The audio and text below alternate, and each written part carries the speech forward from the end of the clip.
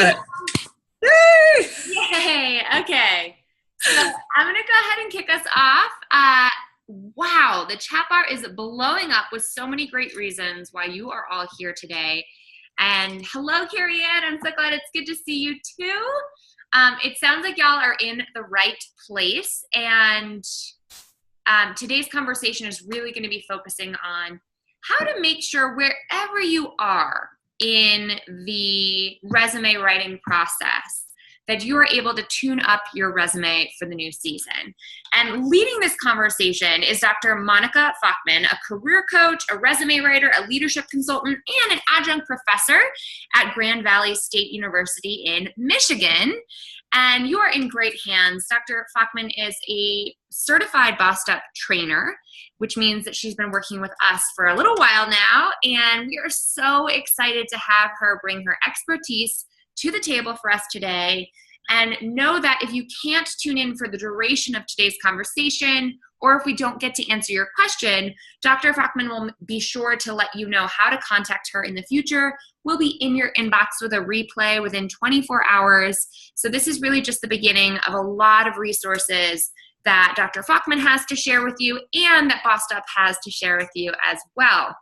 There's so many intricacies that go into making sure your resume is ready for 2018 standards that Dr. Fochtman is really going to dive into today. So I'm going to hand it off to you, and just know that I'll be standing by to help manage questions in chat. If you have a clarifying question, feel free to use the chat bar to ask away, and I'll hop in and make sure that Dr. Fochtman sees it.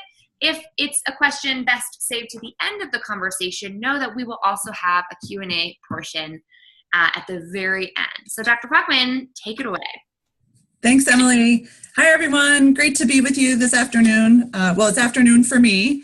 I'm in Michigan, and it is bright and sunny and windy. Thank you for those of you who are bearing with the snow. I grew up in New Jersey, and I'm hearing from my family that they are buried. So I wish you luck on your snow day. Why does a resume still matter? Everything is digital. Lots of applications are online. And so clients are even sometimes saying to me, well, why do I even need a paper or a hard copy? And the answer is because it is your brand on paper. And yes, there will be opportunity for you to even still physically hand your document to someone, hopefully a recruiter or an HR professional. It is your opportunity to tell your story, to differentiate yourself through your accomplishments, and then to back up that story with data. Hey, in our session today, you will learn some 2018 resume trends, how to refresh your resume in 5 easy steps, and some sections that you need to add to your resume to take your document to the next level. So Emily, if you could launch our poll about people's resume, that would be great. I actually just realized that because you're the host now, that's one other thing that you get to do. Oh, I get to do it. So in the toolbar, it's not the Q&A, but you should see at the top of your toolbar something that says poll. Not the bottom, but the top of your Zoom toolbar. Do you see that anywhere? I do, yep. Okay. And then launch poll, you're going to pick the poll number 1. And then click launch poll. Thanks for bearing with us, everybody. I got it. Yay. All right. Okay, so what is the status of your resume? Yeah, is that the one you wanted to do? Yes. Oh, okay. Too long, needs help.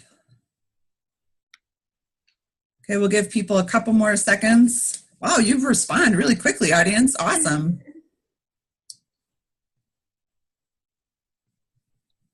And then Monica, once you're ready, you can close the poll and then everybody can see the results at the same time. Okay, great. So a couple more people can vote if you are able. It looks about 90% of you have chimed in already.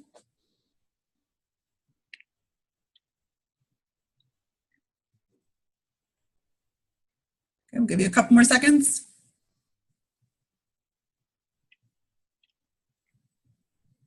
Okay.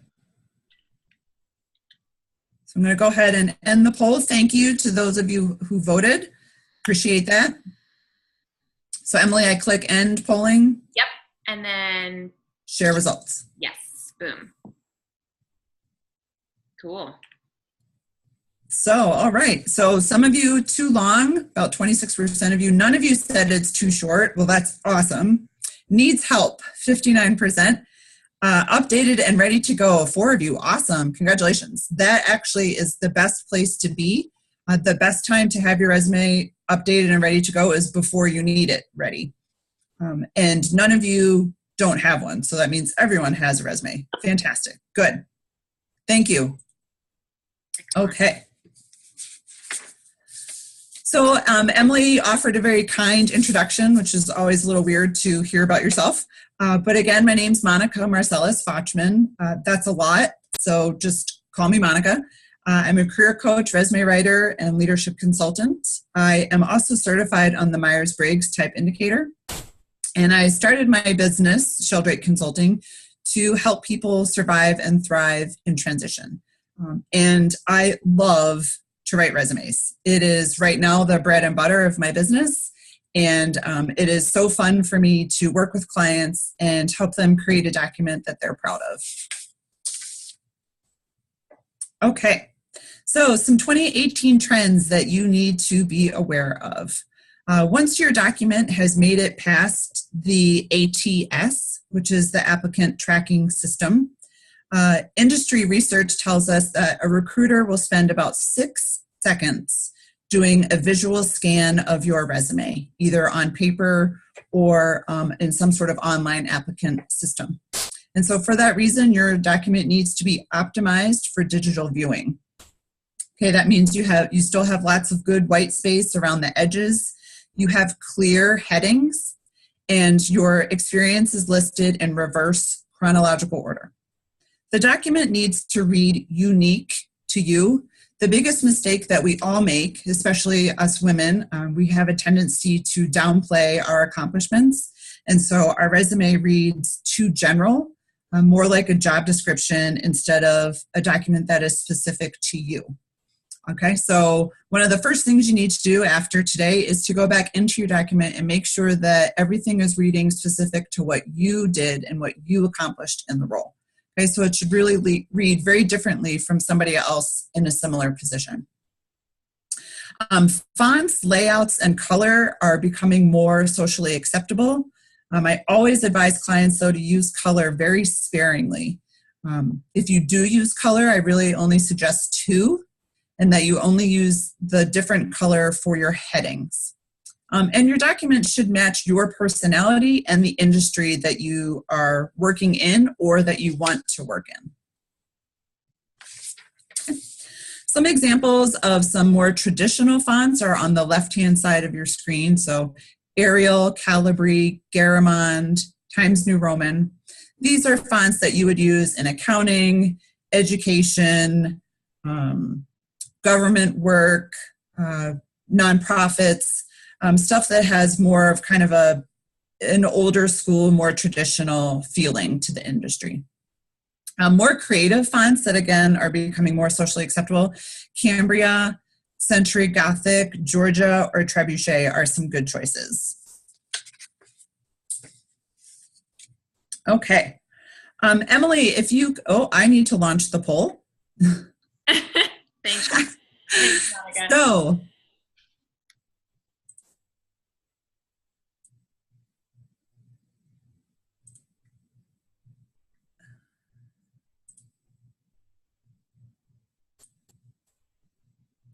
okay, so if you could tell us the status of your LinkedIn profile. So participants, tell us where you are.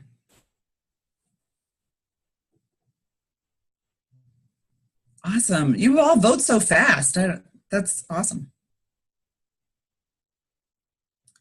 Moderate, fully populated. Awesome. Good for you. Created account, nothing else. Okay. Okay, 29 of you have voted. Awesome. Thank you. Okay, a couple more seconds. Anyone else out there needs to vote? Okay. So here are your results about LinkedIn. Fantastic. So one of you has created an account, but nothing else. That's okay. We can talk about that. Some info, but no photo. Some of you have moderate info with a photo.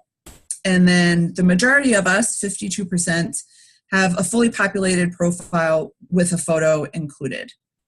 Terrific. Thank you for sharing. Hey, why am I asking about LinkedIn? Because you need to be on it. You absolutely have to be on LinkedIn. And if you are on LinkedIn, your profile needs to be fully populated and include a photo. Right now in 2018 and for the foreseeable future until somebody comes up with a new modality, LinkedIn is where we need to be. You will either find a job posted on LinkedIn and apply there, or you will apply for a position through Indeed or Glassdoor, and then a recruiter or HR person will look for you on LinkedIn. So your refresh tip number 1 is to customize and then add your LinkedIn URL to your document. Okay, when you join LinkedIn, your URL just defaults to some version of your name and then a whole slew of numbers after your name. We now have the option to go in and customize that URL, which is awesome. So what you want to do is do that and have it be as close to your name as possible. Okay, so you would log into LinkedIn, click the me icon, view your profile, and then you can edit public profile and URL. So again, you'd want it to be as close to your name as possible. If you have a very common, either first name or last name, you can, of course, keep some numbers there, but you'd want those numbers to be significant to you, either your birth year or maybe part of your address, part of your zip code, part of your phone number, but make it specific to you and memorable. LinkedIn is, I tell clients, LinkedIn is autobiography. So it's long form and can include the full extent of your career and your work history. Your resume is memoir. And by that, I mean it is a short window of time and doesn't need to include every single thing. However, your resume and LinkedIn need to match in terms of dates, titles, companies. So there needs to be consistency across the two platforms. And then before I move on, are there any questions about LinkedIn and its relationship to a resume? Not in the chat as of right now, but I will absolutely let you know. Okay, fantastic. Thanks, Emily. Totally. All right, so moving on then to your refresh tip number 2. It used to be common practice to include an objective statement at the top of the first page. At this point in time, it is pretty clear that you are either applying for a job or a promotion, and the person reading your resume knows that that's what you are doing. So it is better to use that precious real estate on pieces that add value to the document. Okay, so delete your objective statement. And then refresh tip number 3, write a bossed up summary. Can I pause right there? So we had a great question from Tamara come in. There's a little bit of a lag time in the chat. But in regards to LinkedIn. Yes. Do you feel like there is an absolute necessity for a photo? And if so, what should that photo do? What's the purpose? Yes, I absolutely believe that you need to have a photo. The purpose is it demonstrates that you have taken the time to create a full profile, and also that you are serious about your search or serious about connecting and networking with other people. Yeah, and I also feel like, I think it's nerve-wracking for some folks to be judged in that way. We had a follow-up question come up from Kathleen saying, are there any issues with ageism on LinkedIn if you have everything listed? Sure. That's a great question. I think, truth be told, yes. I mean, that's always a possibility. But how I advise clients is to always spin your chronological age as an asset in terms of lived experience and work experience. Yeah. Yeah. I think it's an unfortunate reality, right? Is that absolutely unconscious bias is alive and well in the job search process, whether we're talking about ageism, discrimination based on race, sex, ability, you name it. I think absolutely one of the ways you can look at your photo is as a potential liability, but another way to look at it, and I apologize because I would normally have my video showing, but now I can't show my own dang video. But I also just want to plug a really great webinar that we have in the Bossed Up archive. So if you go to our blog and search, headshot in the search bar, you'll find a webinar that I did with a phenomenal photographer named Victoria Ruan. And Victoria really gave this great presentation on how you can actually own your power when taking your own headshot or when taking a professional headshot, and acknowledge that you can control the message to an extent. You can't control if someone's going to discriminate against you, right? But you can still take some control in terms of how you present to the world. Absolutely. And I found that a little bit empowering too. So I'll drop a link in the chat bar right now, and once I track that webinar replay down, because you can watch it for free. And it is a double-edged sword, right, Monica? Absolutely, yes, for sure. Absolutely. But I think the bigger liability is to have no photo and an unpopulated profile. Totally. Again, with the photo, and again, Emilie will send the link, but just quickly, you want to avoid selfies, in any kind of pose or pouty face. The headshot should be either straight on or, possibly a little bit to the side, and you should be dressed to match your industry.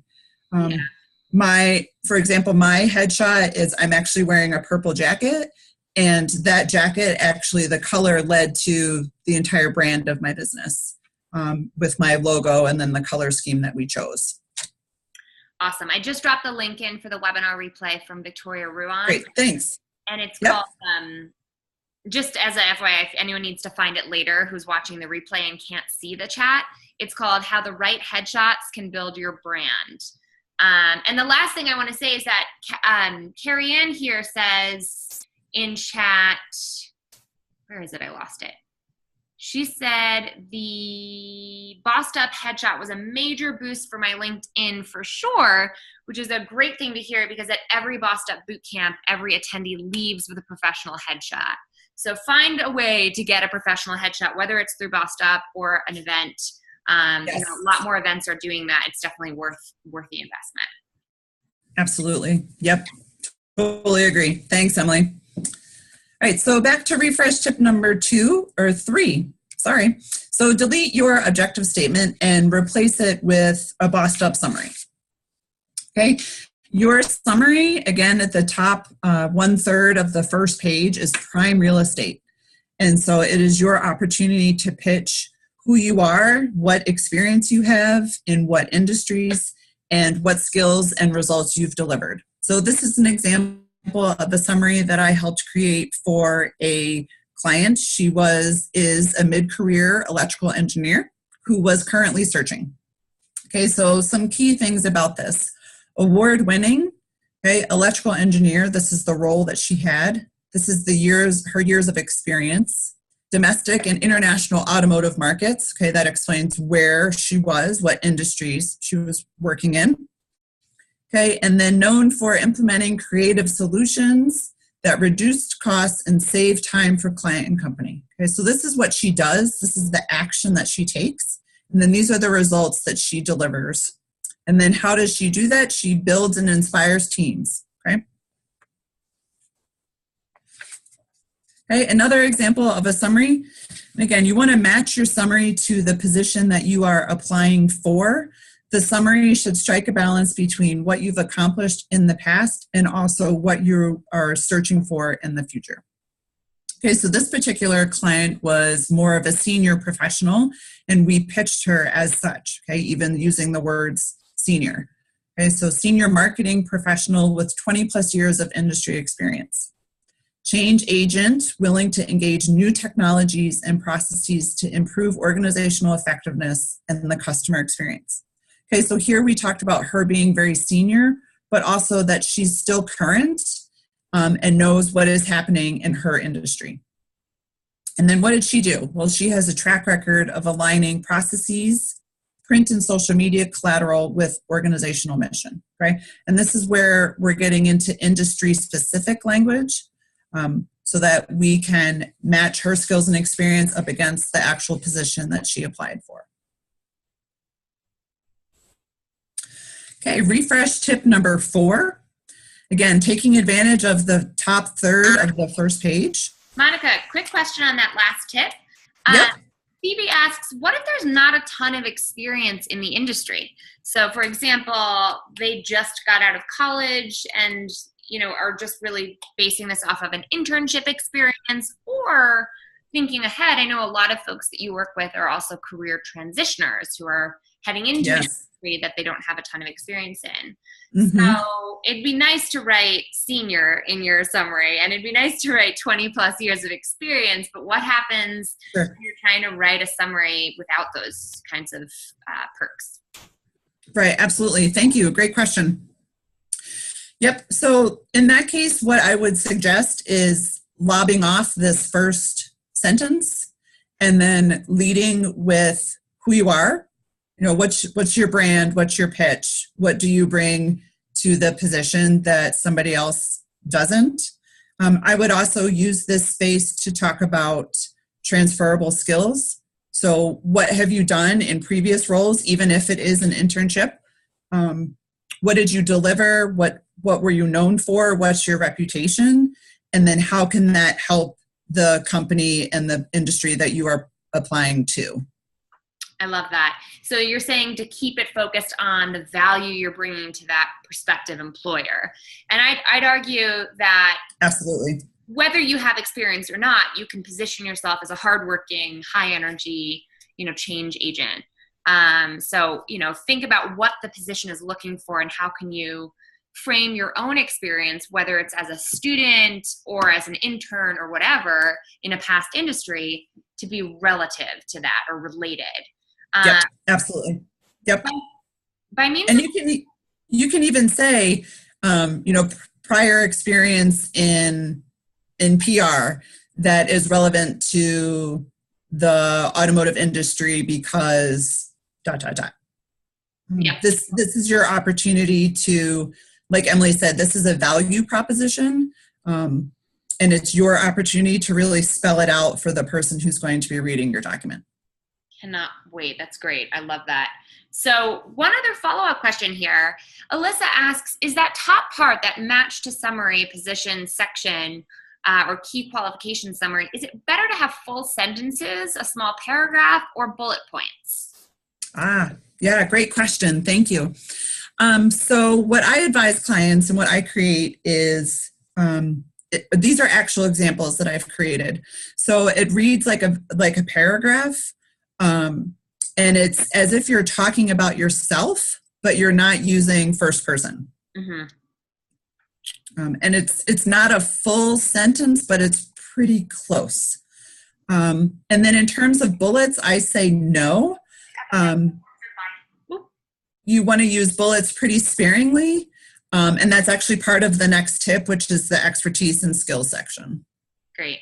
And would you say you want to use bullet points sparingly at the top because there are so many bullet points on the rest of the resume?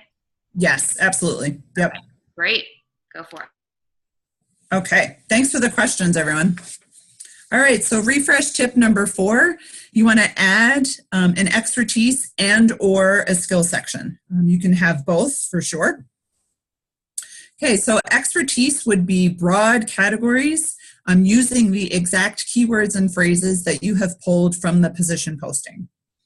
And then A skills section would be industry specific and could be technical. So if you look at the examples on your screen, so the expertise up here is a little bit more broadly conceived: business operations, training and development, program creation, contracts and negotiation. Okay. Then this technical skills section here reads more specific, and this is the part where you would really indicate the software that you've used, programs that you know how to run, any kind of writing that you've done, accounting software, social media tools. In this skills section, you'd really want to get very, very specific, specific to what you have worked with and specific to the position that you're applying for. And you can absolutely have both of these sections. And what I advise clients is you can call these sections whatever you want. That's the really fun part about writing the resume. Sometimes this might be called a skills profile, or this could be a leadership and management expertise section. Or you could call skills industry standards, industry skills. It doesn't matter what you call them, the headings. What matters is the ones that you've chosen to put on the document itself. We've got a great question here. Actually, a few, which is awesome. So fantastic. We've got a question from our friend in Miami saying, should I add in this section the fact that I am bilingual? Yes. I agree, right? Absolutely. And it certainly varies industry to industry how valuable that is. But in our globalized economy, I feel like being bilingual can be extremely valuable. We've got a question from Sophia. Do these tips apply for entry-level positions? Absolutely. Yes. Yep. Totally. Yep. If in terms of an entry-level position, or if you were maybe concerned about, expertise, because it's, again, for some reason we have such a hard time talking about ourselves. You could call it professional skills.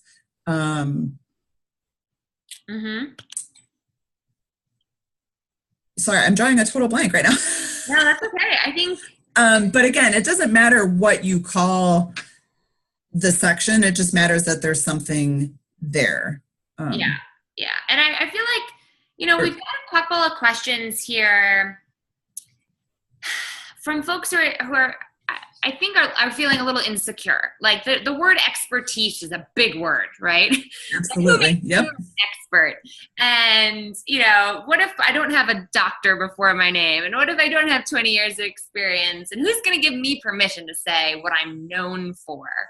And I think back to my days right out of college, when I felt lucky to be given any job, and I should just take the first job that comes my way because anyone willing to employ me must be crazy. And that level of insecurity can make you feel like, okay, well, how the hell am I supposed to be known for something? And how am I supposed to brag about myself on my resume when you're still in college? What would you say to those kinds of folks? Yeah, it's... So I am a doctor, and I have some experience, and I still struggle calling myself an expert and when others call me an expert. So I get first to say, I get it. But a resume is not any place to be humble. It is your opportunity to tell your story. And I tell this to clients all the time. It's not bragging. It's data that backs up your experience. Yeah. And if you are struggling with, well, what am I good at? Think back to what positions have you been drawn to? Like, what's the theme? What's consistent maybe in there? Go back to performance evaluations. What do others say about you? Totally. And just flip that and translate it into, well, this is what I'm going to say about myself. And if that means polling your friends or former professors, college advisors, anyone you've interned for, ask them how they would describe you. Because Absolutely. at very early stages in your career, it might be really hard to understand what makes you valuable. You might think I'm just like every other college student.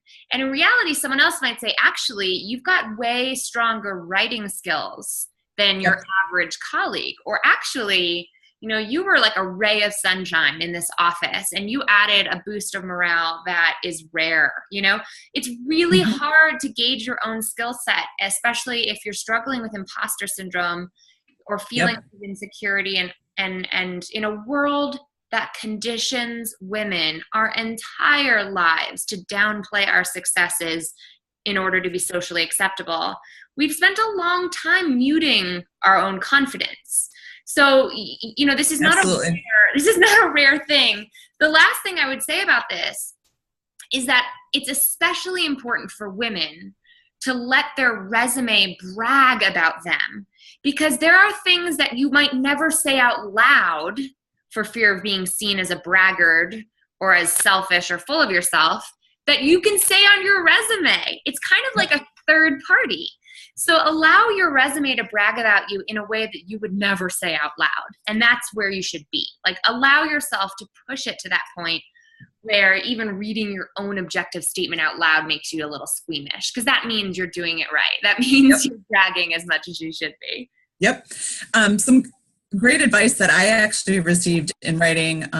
So I've been struggling with a little bit of imposter syndrome in trying to write text for my website. And a colleague actually said, write it as if you're writing about somebody else. So write it, Jane, Francis, LaToya is an expert on business operations, and then just flip it and change it to first person. That's great. And for people who might be uncomfortable with the expertise, a good header is profile. And you could actually combine these expertise and technical skills into one section if you maybe weren't feeling as confident and having enough to split them out. Totally. And one last technical question on this section, and then I'll shut up because I want you to get back into it. But these are great questions, so thank you to everyone in chat. We've got a technical question here saying, where on the page should these two sections, expertise and skills, be? And should they be formatted like the slide? Great question. Thank you. Yes, they should be on the top third to the top 2/3 of the first page before actually your professional experience. And you can format them however you want. These were direct cut and pastes from documents that I've created for clients. This particular one, the document that we created, this section was on the right-hand side, like in a column going down the page. But the document should read your name, your LinkedIn URL, phone number, email, summary, and then these two sections, expertise and technical skills.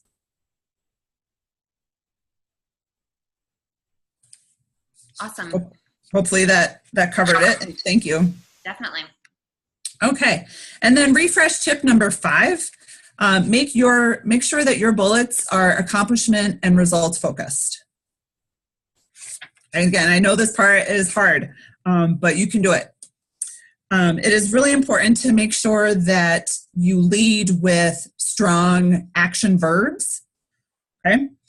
And to talk about the action that you took, how you did it, and then the results that your action created. Okay, so all of these bullets here are very, very specific.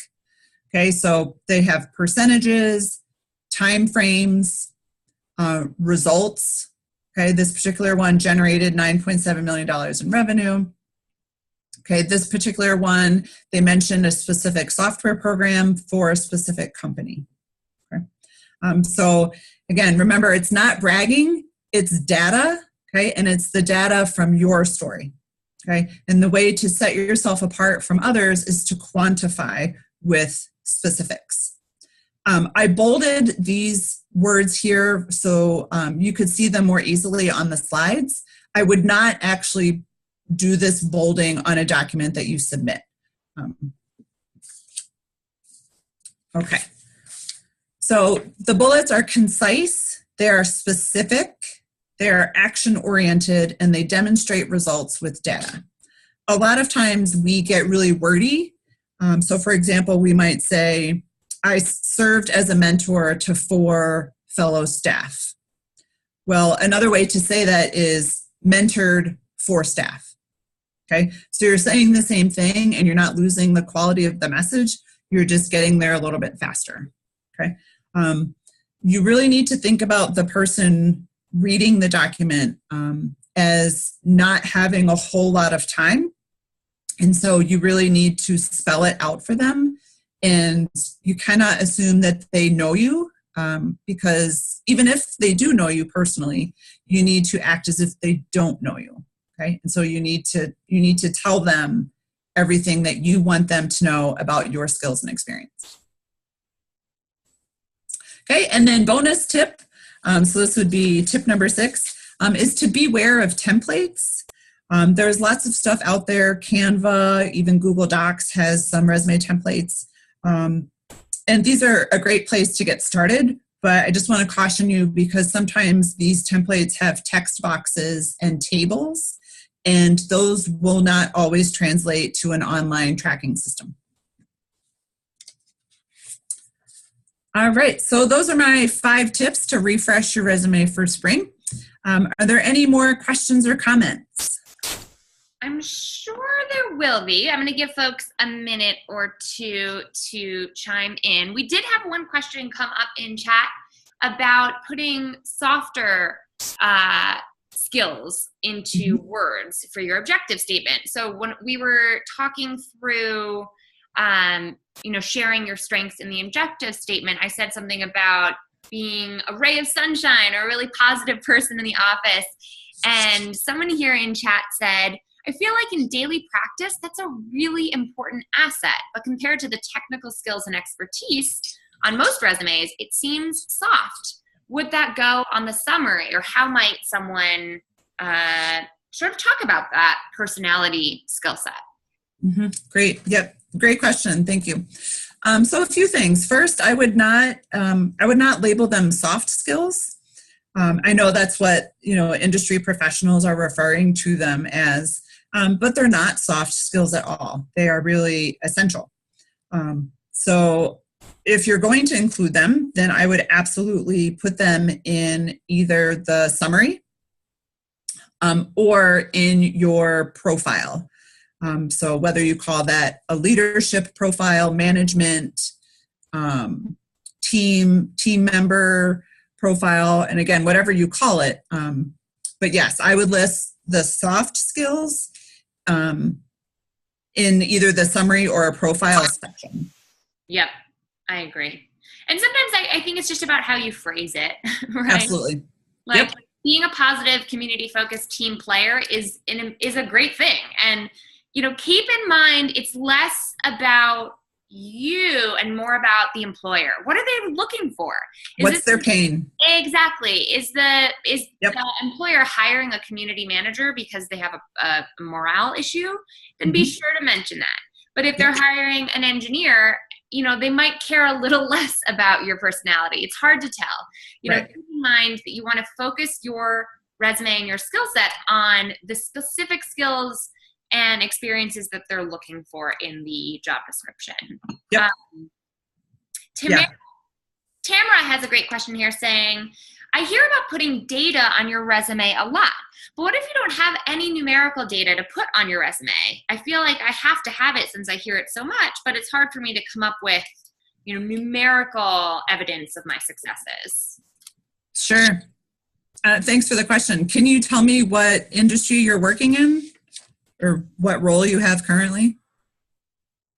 Let's give her a second to chime in, but I'm sure she can. Yeah, let's see. I think based on her past questions, she's in manufacturing as a project manager. Oh, okay. You have data, I promise. Again, this is where talking to, like Emilie had said earlier, friends, colleagues, supervisors can be very helpful. And Another strategy is to just in a separate document, I'm old school, so I handwrite stuff, is to just start writing about what do you do?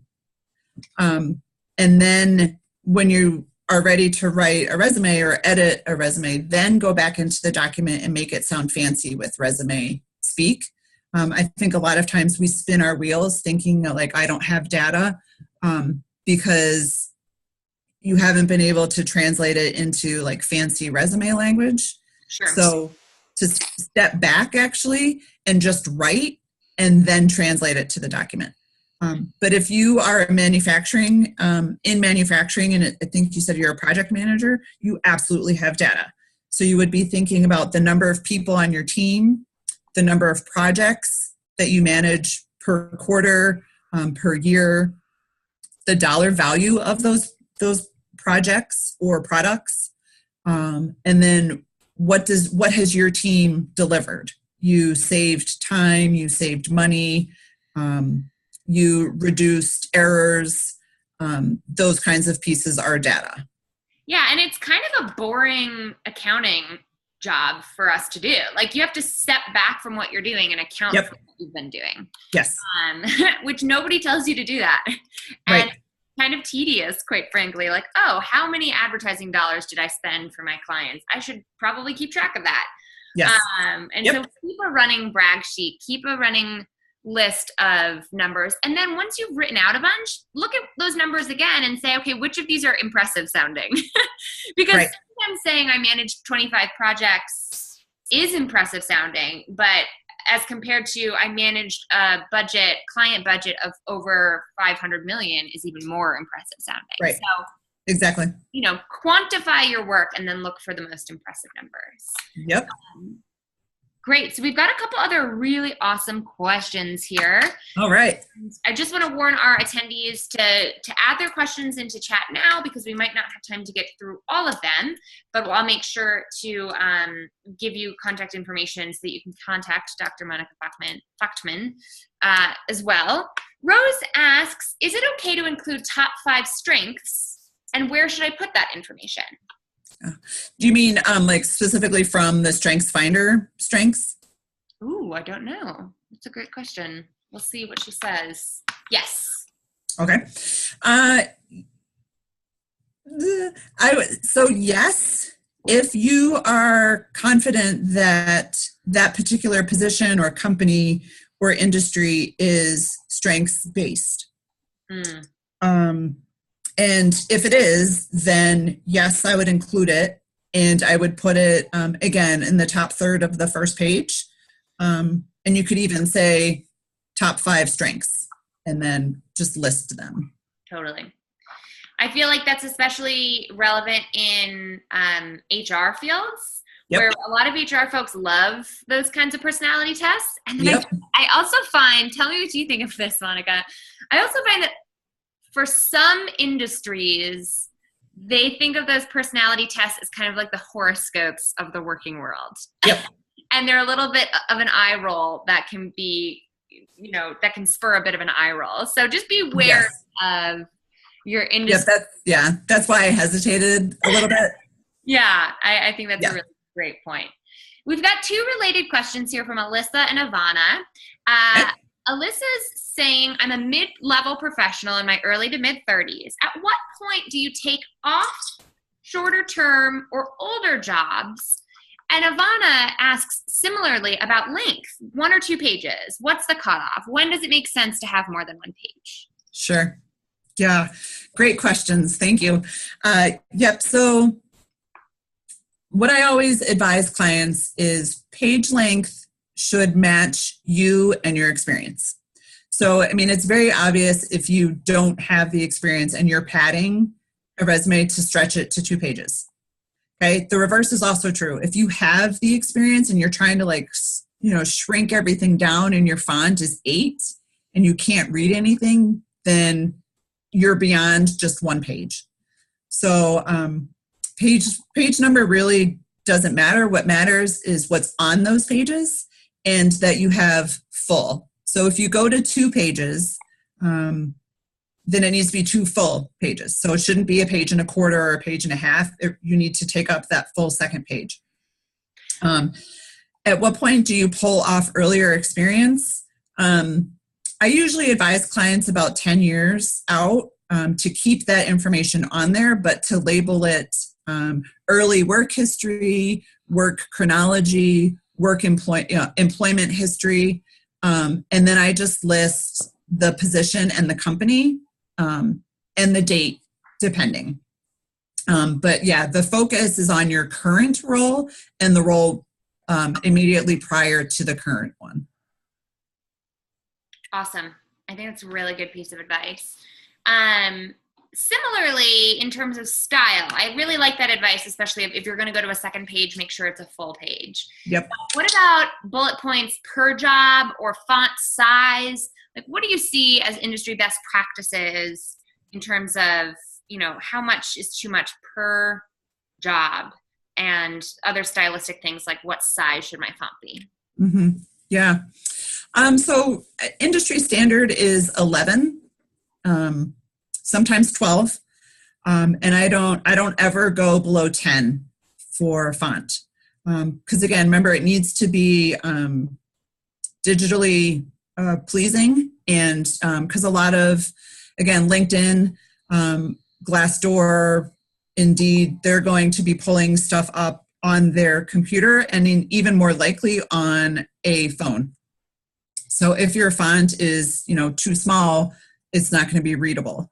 But if it's too big, you're going to take up too much space and you're going to lose the real estate. So I'd say between 10 to 12, and then really 11 is a good middle. And the number of bullets, you need to have at least 3 to warrant bulleting something out. So if you have less than 3, then you might think about taking that position off or just listing the role and the company. Great. Excellent. And then one last question here is about contract work. So at times, a lot of folks have, maybe it's in between full-time jobs, or maybe they've become a contractor because they work for themselves. How do you handle contract work on your resume? Do you list large accounts and then a contract company? What if you have many contract positions at different accounts or with different clients?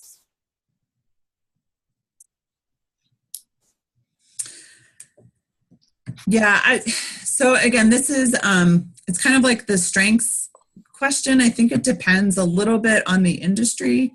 I personally try to avoid the words contract work, just because I think it does hold some bias on the part of the person doing the reading of your document.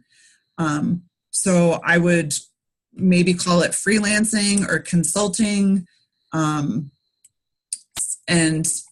or call it nothing, quite honestly, and list the client and the work that you did for them. Oh yeah, that's a good point. And then especially if it's a big name client in your industry, and if it's a big name in terms of product or dollar value, then absolutely list who your client is.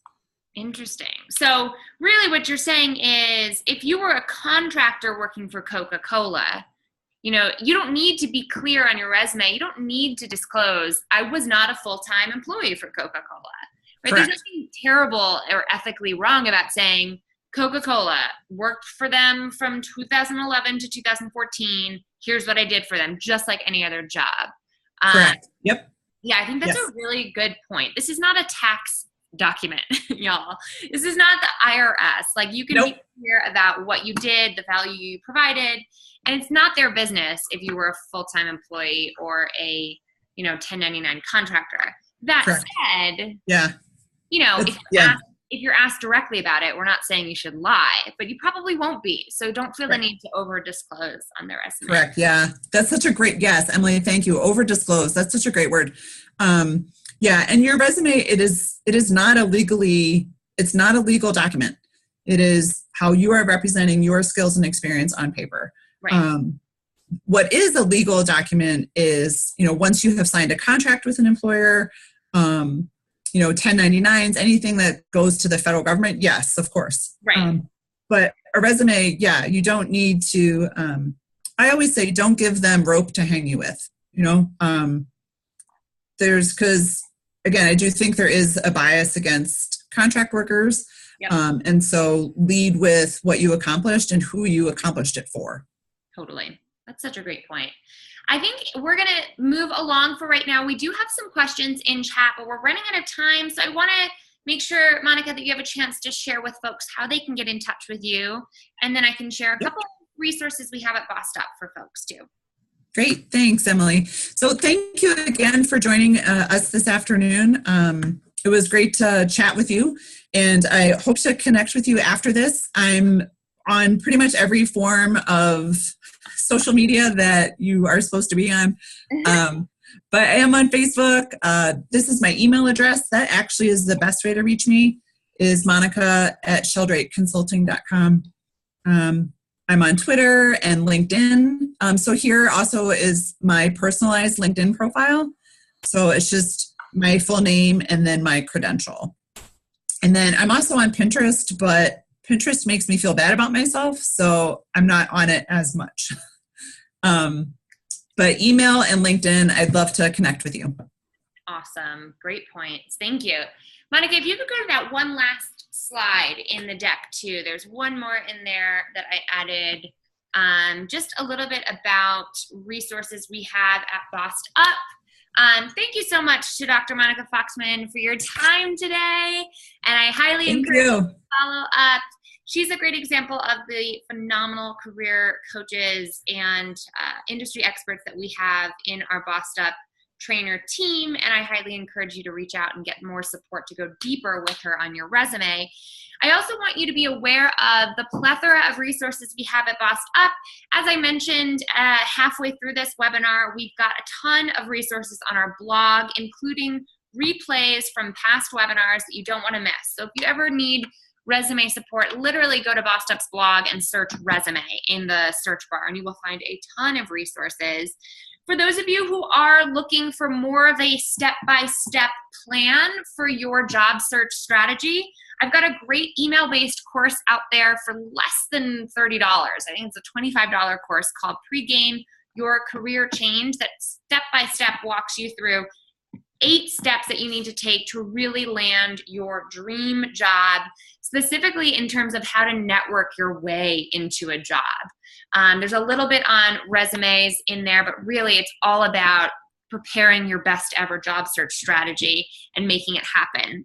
We also have an online free courage community that if you haven't already joined, you can do so at bossedup.org by just signing up in the front banner, and you'll be invited to join us on Facebook. It's my favorite place on the internet, y'all. It is full of so many amazing women supporting women. You'll see a lot of our Bossed Up trainers like Monica in there, and it's basically a place for women to ask for help for one another, share your achievements, and say, oh my gosh, I have an interview coming up this afternoon. Can someone talk this through with me? And you'd be surprised how many women are willing to jump in and support you in everything that you're doing. So I highly encourage you to check out the Courage community. And we'll be coming to boot camp. We'll be coming to New York City with Bossed Up Boot Camp very soon, in just over 1 month's time. We are filling up quickly, but we still have some spots available. So if you are ready to navigate career transition with a weekend-long training program, the program that really started it all, make sure to register to join us now at bossedup.org/bootcamp. That's the presentation, or that's the weekend you'll leave with a headshot included, as well as hearing from a ton of our featured trainers and myself on everything you need to really pivot and make a career transition that works for you, whether you're considering starting your own thing, getting a promotion, or transitioning out of your industry altogether. Couple of questions on boot camp I'm seeing. Yes, we have a boot camp scheduled in Chicago for later this year. I want to say it's for over the summer. So if you head to the boot camp page, you can see all the upcoming dates in Chicago. Yes, it's in June. We'll also be back in DC this fall, which is amazing. We already have women registering like crazy, and we'll be making our Los Angeles debut. I hear you on the Denver front, Kathleen. And we've been getting a lot of demand in Denver. I sort of slid into Denver to make it my home, so I haven't really decided to work here at all yet. But, well, we're talking about it as a team. And just so you know, 3 things you have to know about boot camp. I never want finances to be a barrier to entry. So we have flexible 3-month installment plans available for anyone who needs them. You can literally sign up for yours today at the bossedup.org/bootcamp landing page. Step 2 is, if that still is a barrier to you, we have scholarships available. So go check out the FAQ section on that page to learn more about how to apply for financial need or financial aid that can support you in getting your butt to boot camp. And number 3, you know, the reason Bossed Up Boot Camp has been so powerful is because of the word of mouth from women who've been through it. So if you've gone through Bossed Up Boot Camp, share a few words right now in the chat bar to tell us what that experience was like for you.